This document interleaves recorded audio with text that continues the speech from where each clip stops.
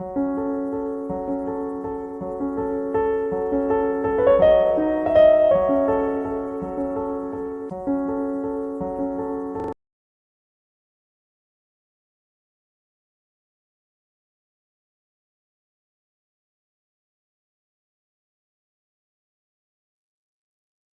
Excel, every workbook is different. That means you may want to modify certain things, like the size and layout of your cell, to better fit the data you're working with. This column has been resized, for example, but not quite enough. Most of the text is still getting cut off. I'm going to increase the width a little bit more by positioning my mouse over the line in the column heading, then clicking and dragging it to the right. Another option is to auto-size the column. This will automatically adjust the width so that it fits the contents of the cells exactly. Just double-click the line instead of dragging it. Now the column is perfectly sized to the text. Rows work the same way. You can adjust them manually or auto-size them to fit the height of your text. Sometimes it's useful to be able to resize all of your cells at once. In this example, I'd like to make all of my rows the exact same height. To do this, click the Select All button in the top left corner. Then resize a row, it doesn't matter which one, and the change will be applied to the entire worksheet. Next, I need to add another row to this list. I'd like to put it in between row 4 and row 5. To add a new row, all you have to do is select the row heading below where you want the new one to appear. Then click the Insert command.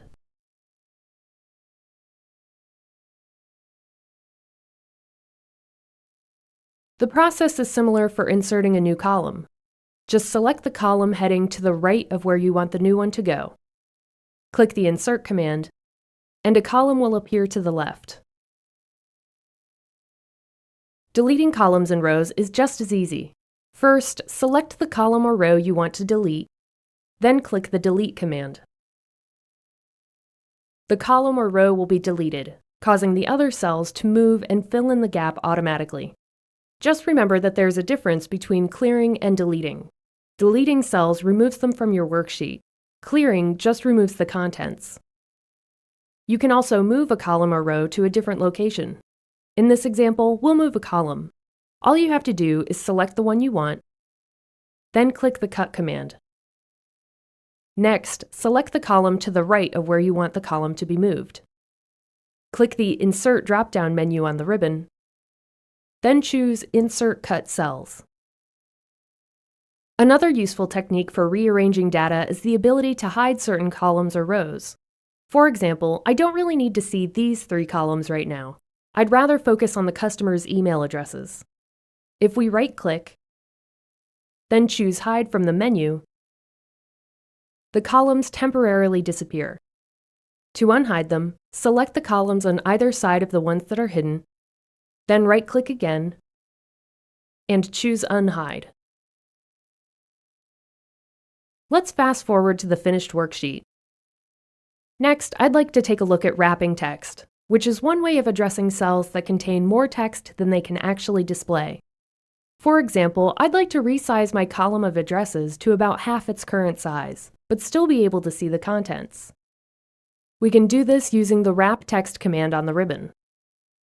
As you can see, this displays the text on multiple lines. Now for the finishing touch, combining the cells in the top row so the title of my worksheet can be centered in a single large cell. To do this, select the cells you want to merge, then click the Merge and Center command. There, that's perfect. To access more merge options, open the drop-down menu here. You can merge across, creating merged rows instead of a single large cell if you have multiple cells selected.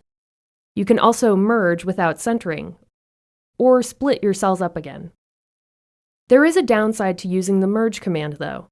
If you want to merge multiple cells, each containing data, Merge will only keep the contents of the upper left cell and discard everything else.